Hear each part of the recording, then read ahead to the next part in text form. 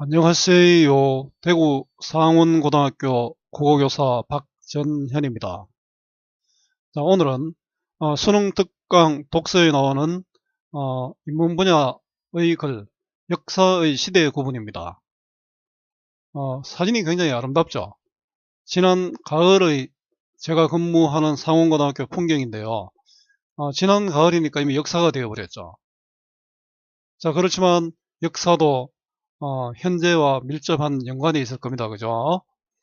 자, 오늘 강의를 하기 전에 먼저 여러분들께 부탁드리고 싶은 것이 있습니다. 사실은 수업보다도 더 중요한 게 자기소개서입니다. 자, 그리고 아무리 많은 활동을 해도 그게 생활기록부에 기록이 되어야 되겠죠. 자, 교과 세부능력 특기사항입니다. 이 자료를 선생님 링크해 두었는데요. 꼭 봤으면 좋겠습니다. 자, 오늘 역사 시대 구분을 이야기하면서 독해 비법은 있을까라는 이 문제에 대해서 이야기도 한번 같이 해 보겠습니다. 올해는 1학년이나 2학년 수업을 하고 싶었는데 고3 수업을 맡았습니다. 그것도 비문학 독해네요. 사실 비문학 독해는 쉽지 않은 내용입니다. 오타가 있네요. 그래도 작년에 이어 비문학을 공부하면서 아이들보다 제가 더 많은 공부가 되는 듯 합니다. 비문학 독해는 비법을 찾으려 하지 말기 바랍니다. 정확한 독해만 하면 그 안에서 답을 다 찾을 수 있습니다. 독해력 향상이 해결책이겠지요. 문제는 글을 가볍게 읽고 답을 찾는 것은 독해력 향상에 도움이 되지 않습니다. 정답과 해설을 덮어두고 본문 중심으로 읽고 내용을 정리하고 파악하는 것이 느리지만 가장 빠른 독해력 향상 방법입니다. 그렇게 분야별로 10여 편 읽다가 보면 자신만의 방법을 찾게 될 것입니다. 수학능력고사, 국어, 특히 독서는 대학에 입학해서 책을 제대로 읽을 수 있는 능력을 평가하는 것이라는 점 기억하면 좋겠습니다.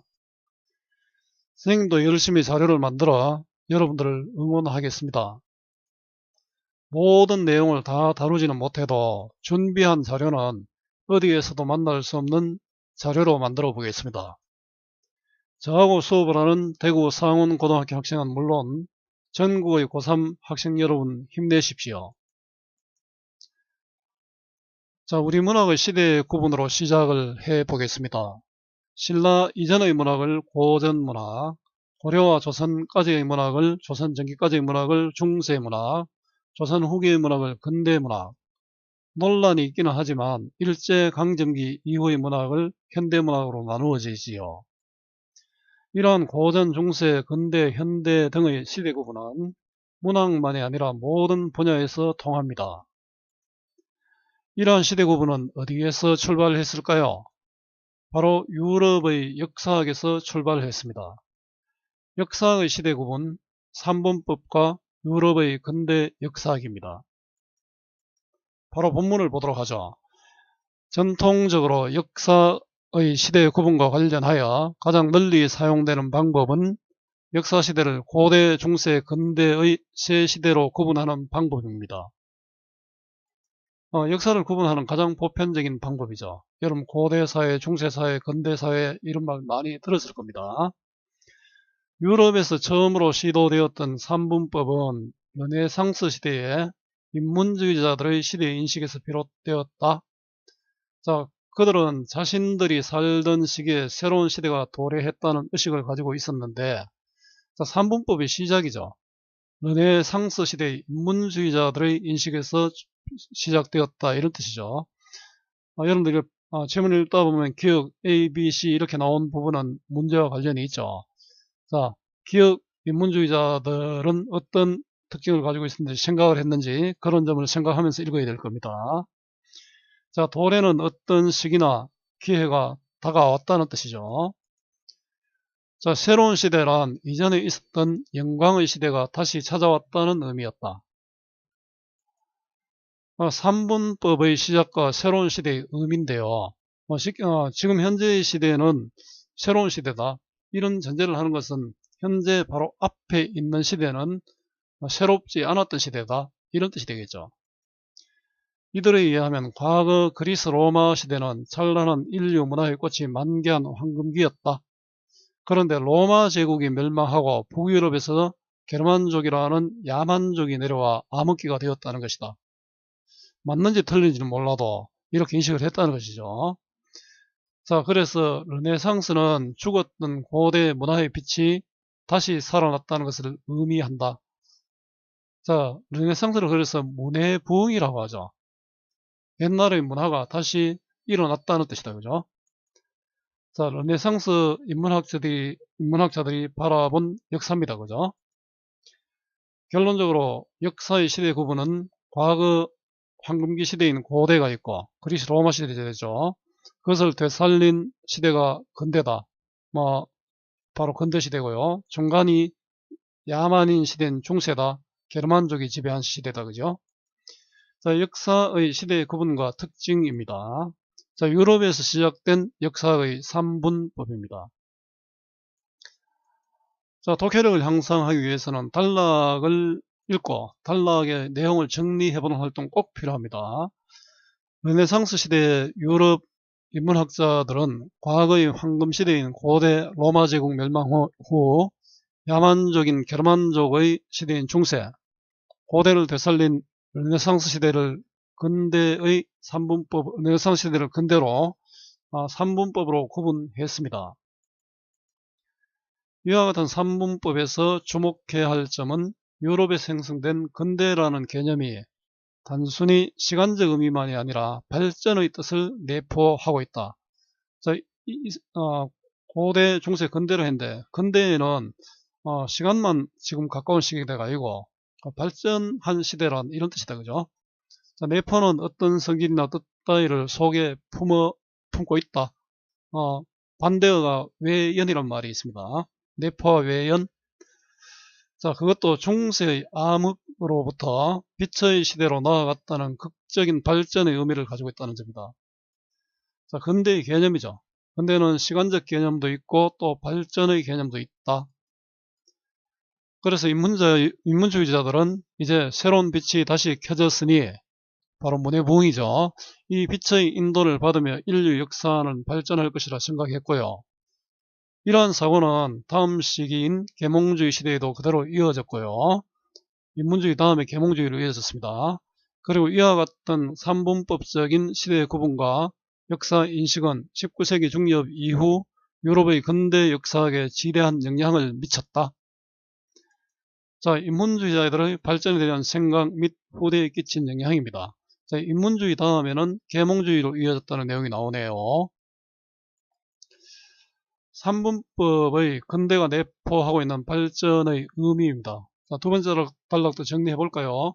3분법에서 근대의 개념은 시간적 의미와 더불어 암흑의 중세로부터 빛의 시대로 나아갔다는 발전의 의미를 담고 있고 역사는 발전한다는 생각을 하고 있었다. 마르크스주의 역사학 역시 3분법을 바탕으로 설명하려고 했다. 자, 마르크스주의 역사학이 3분법을 인문주의자들의 생각을 완전히 뒤집은 것은 아니다. 그죠? 마르크스주의는 유럽사만이 아니라 세계사 전체를 하나의 보편 법칙으로 이해하려고 하였는데, 자, 마르크스주의 역사학의 관점입니다. 자, 역사를 보편 법칙으로 이해한다는 것은 특정 사회 공동체의 역사적 변천 과정을 생산 양식을 기준으로 구분하는 겁니다. 생산 양식. 생산 수작업도 있고 기계 작업도 있고 이런 거겠죠. 자, 그래서 마르크스주의 역사학에서는 인류의 역사를 물질적 생산력의 발전 과정이라고 생각하고 생산 양식을 기준으로 3분법의 역사 시대 구분인 고대, 중세, 근대를 그대로 가져왔죠. 이어받았지만 노예제 사회, 그 다음에 봉건제 사회, 자본제 사회로 규정했습니다. 여기로 거치니까 요 앞뒤로 또 두 가지를 또 추가합니다. 자, 규정은 내용이나 성격, 의미 따위를 밝혀 정한다는 뜻이고요. 이후 마르크스주의 역사학에서는 고대 이전의 원시 공산사회와 근대 자본주의 이후의 공산사회를 추가하여 역사 발전의 5단계설을 주장했다. 자, 마르크스주의자들은 3단계설에 두 가지를 더 추가해서 5단계설을 주장한 겁니다. 자, 마르크스주의 역사학의 특징입니다. 그래서 이 사람들은 자본주의 다음에는 공산주의로 발전한다는 겁니다. 자, 인문주의자들도 그렇고 마르크스주의자들도 그렇고 역사는 발전한다는 생각을 갖고 있었습니다. 그런데 지금 공산주의는 여러분들 아는 바와 같이 실제로 순수한 의미의 공산주의는 사라졌죠. 3분법의 영향을 받은 마르크스주의 역사학입니다. 자, 마르크스주의 역사학도 3분법을 이어받아 세계사 전체를 하나의 보편 법칙으로 이해하려 했고요. 마르크스주의는 인류의 역사를 물질적 생산력의 발전 과정이라 보고 고대를 노예제사회, 중세를 봉건적 사회, 근대를 자본주의로 규정하고 고대 사회 이전을 원시 공산사회, 자본주의 이후를 공산사회로 추가하여 5단계설을 주장했습니다. 역사 발전의 5단계설에는 역사가 반드시 정해진 발전 단계를 거치는 것이라는 전제가 반영되어 있다. 자, 이러한 전제를 소위 단계설이라 합니다. 역사가 정해진 단계를 거쳐 발전한다는 전제죠. 그 자본주의가 망하면 공산주의가 온다 이렇게 주장을 한 거죠. 단계설에서는 역사의 시대의 구분이란 역사 시대를 몇 토막으로 나누는 것이 아니라 역사 시대를 질적으로 완전히 다른 시대로 구분한다는 것이다.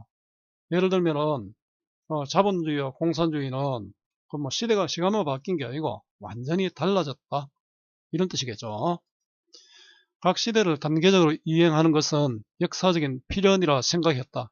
자, 각 시대를 자본주의에서 공산주의로 가는 것은 반드시 필연이다. 자, 그래서 자본주의 다음은 공산주의라고 이야기를 했죠.